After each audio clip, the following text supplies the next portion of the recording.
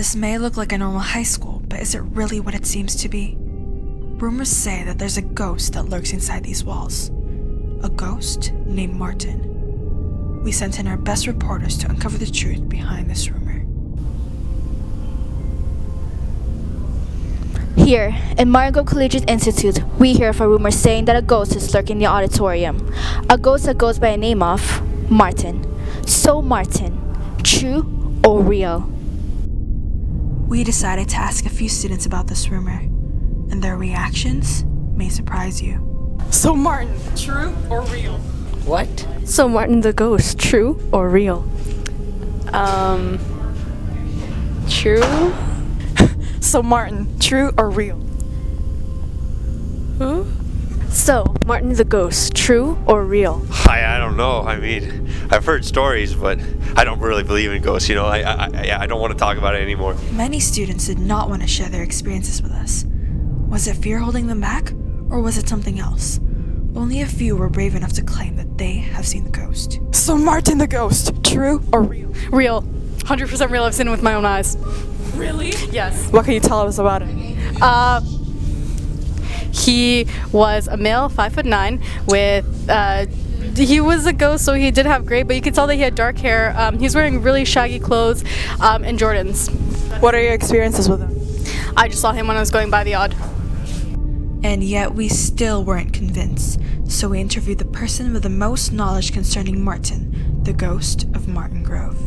So you've been working here in Martin Grove Collegiate Institute for how long? 7 years now, if I'm not mistaken.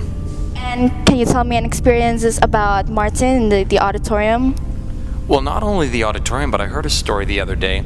2 of my female students went to the washroom, and while they were there and nobody else was in there, the toilet flushed by itself. So can you explain me how that happened and like who's behind that thing that happened? We've always had a theory that this school is slightly haunted, that we have a ghost or a poltergeist that lives in the theater and likes to play tricks on people just to scare them. We've had phones go missing, we've had microphones not work, and we've given them the name of Martin. We went to the auditorium for an up-close look at where most sightings of Martin have been, and we felt like we weren't alone. Here we are in the auditorium of Martin Grove Collegiate Institute, where there have been sightings of Martin the ghost, specifically on the left side of the stage.